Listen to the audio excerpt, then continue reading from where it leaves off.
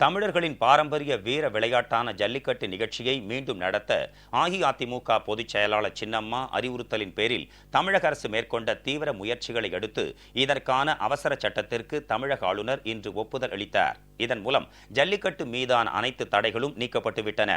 இதனைத் தொடர்ந்து மதுரை மாவட்டம் அலங்காநல்லூர் மற்றும் தமிழகத்தின் பல்வேறு பகுதிகளிலும் நாளை ஜல்லிக்கட்டு நிகழ்ச்சிகள் நடைபெறுகின்றன. தமிழ்நாட்டில் ஜல்லிக்கட்டு நிகழ்ச்சியை நடத்த தமிழக அரசு மேற்கொண்ட தீவிர முயற்சிகளை அடுத்து இதற்கான அவசர சட்டத்திற்கு தமிழக ஆளுநர் இன்று ஒப்புதல் அளித்தார். இதன் மூலம் ஜல்லிக்கட்டு மீதான அனைத்து தடைகளும் நீக்கப்பட்டுவிட்டன. இதனைத் தொடர்ந்து மதுரை மாவட்டம் அலங்காநல்லூர் மற்றும் தமிழகத்தின் பல்வேறு பகுதிகளிலும் நாளை ஜல்லிக்கட்டு நிகழ்ச்சிகள் நடைபெறுகின்றன. தமிழர்களின் பாரம்பரிய கலாச்சார பண்பாட்டு பெருமைகளின் அடையாளமாக திகழும் ஜல்லிக்கட்டு நிகழ்ச்சியை நடத்த மறைந்த மாண்புமிகு முதலமைச்சர் அம்மா வழியில் செயல்படும் தமிழக அரசு தீவிர முயற்சிகளை மேற்கொண்டது.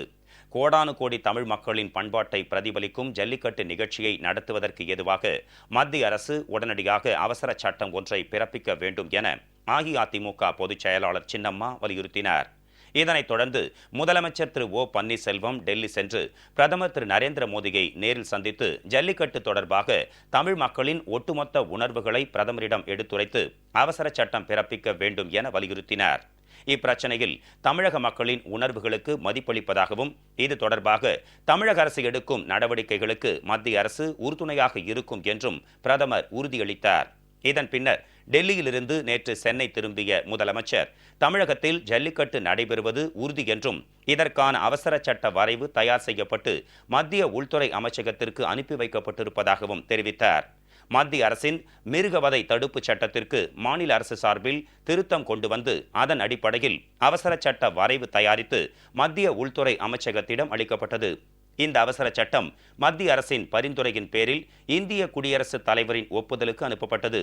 குடியரசுத் தலைவர் உடனடியாக ஒப்புதல் வழங்கினார். இதனைத் தொடர்ந்து தமிழக ஆளுநர் திரு வித்யாசாகர் ராவ் இந்த அவசர சட்டத்திற்கு இன்று ஒப்புதல் வழங்கினார். இதனையடுத்து ஜல்லிக்கட்டுக்கான அனைத்து தடைகளும் நீக்கப்பட்டுவிட்டன. மதுரை மாவட்டம் அலங்காநல்லூர் மற்றும் தமிழகத்தின் பல்வேறு பகுதிகளிலும் நாளை ஜல்லிக்கட்டு நிகழ்ச்சிகள் நடைபெறுகின்றன.